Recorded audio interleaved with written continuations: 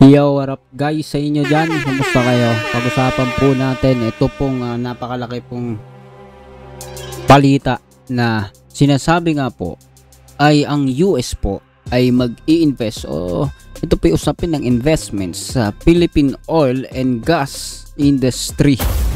So, shocking nga daw po ito, sabi ng balita, no, caption, no. Shocking, China in the West Philippine Sea. So, goodbye China na daw po.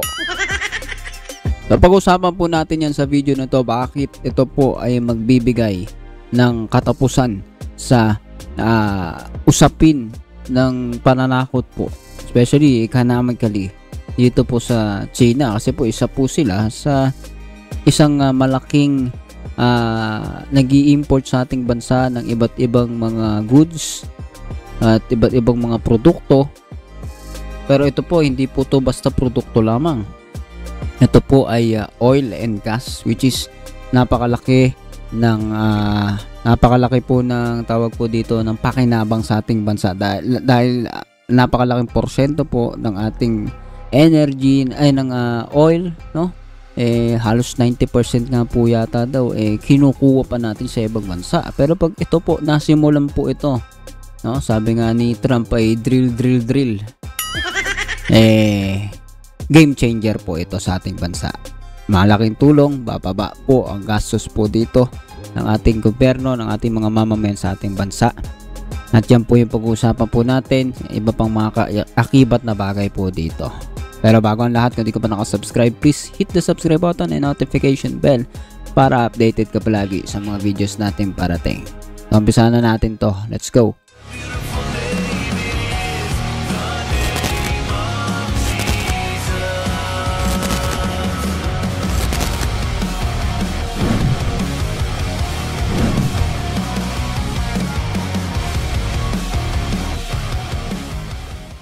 So yun na nga mga tol, no? Sabi po dito ay, sabi ni Trump ay drill baby. Hindi, wala naman baby doon, no? Okay. So yan, basta yan. So sabi po dito ay magkakaroon na, no? Umpisa na po ito US energy push in Philippine oil and gas industry rattles China in the West Philippine Sea.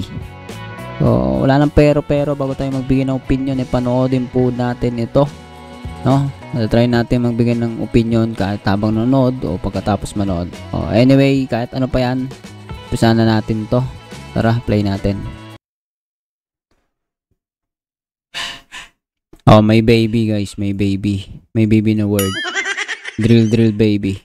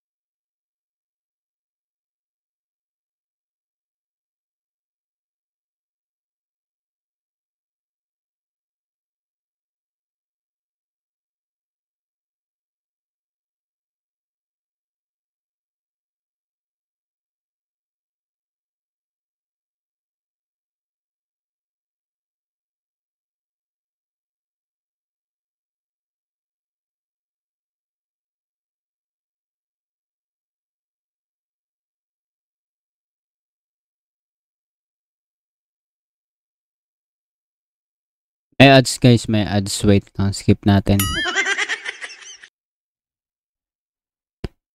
Okay.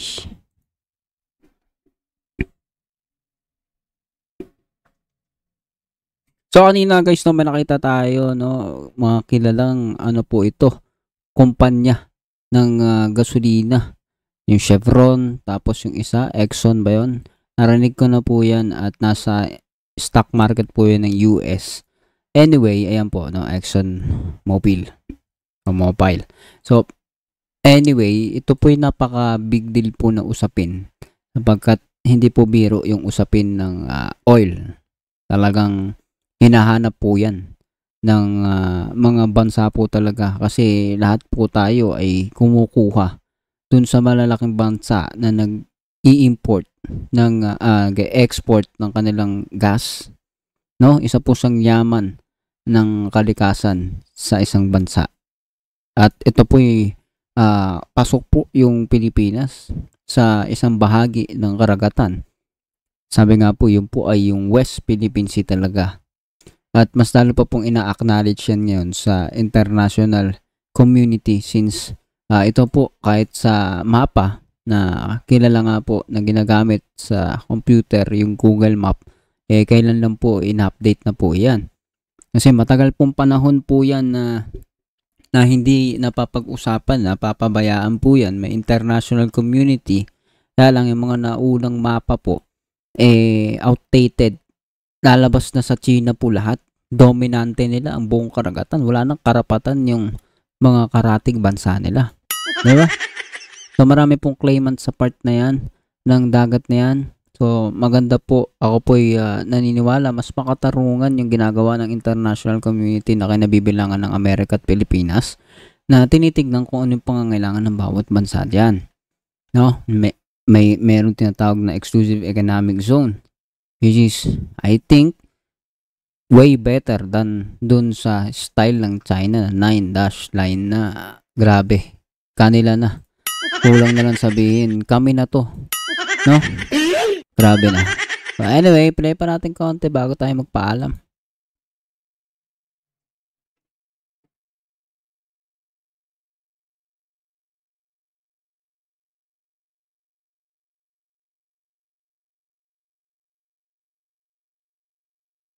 Yan po yung sinasabi natin kanina, no? Mahigit, no, 90, no? 90 or more or less percentage ang kinukuha, in-import po natin from other countries. Tama ba? Na siyang ginagamit sa produksyon ng energy sa ating bansa. At yan po ay napaka-big deal. No? Sino dito yung namamahalan sa binabayaran nilang energy, kuryente? Ito po yung big deal po ito. Pag ito po ay nagpatuloy.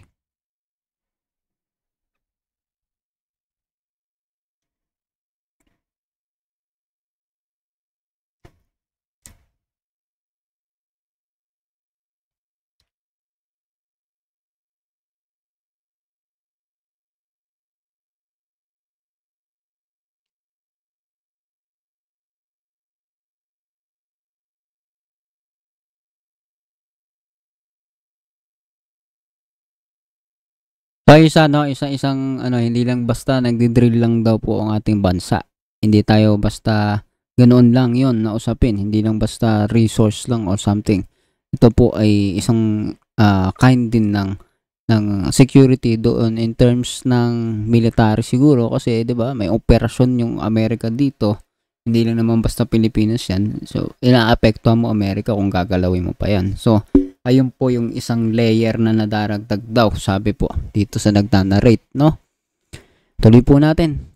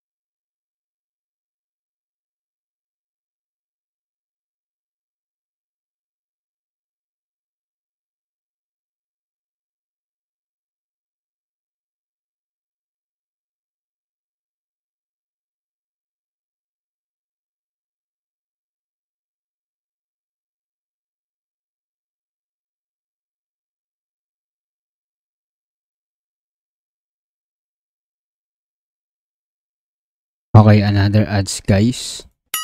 Sorry. Hindi po tayo kasi naka-premium.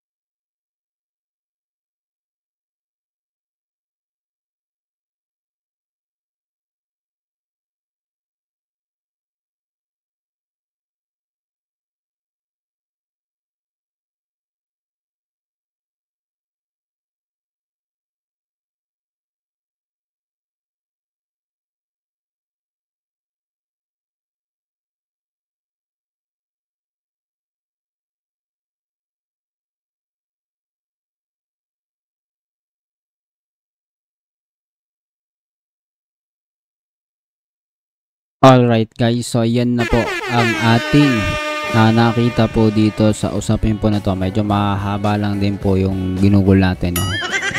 Niintindi po natin ng maayos na ito po ay hindi lamang basta usapin ng industry, pangangailangan ng bansa, kundi kasama rin po yung seguridad, kasama yung mga bagay na nakapaloob dyan sa issue po, especially dyan po sa international issue na yan na parte ng karagatan, mga claims, especially sa West Philippine Sea.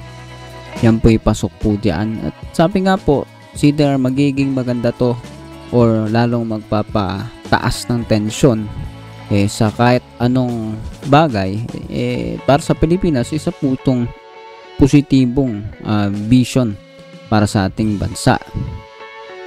Anyway, ano pong masasabi mo dito? Please comment down below. Pag-usapan natin yan sa comment section, and do not forget to hit the subscribe button and notification bell para updated ka palagi sa mga videos natin parating. See ya ulit sa susunod na video.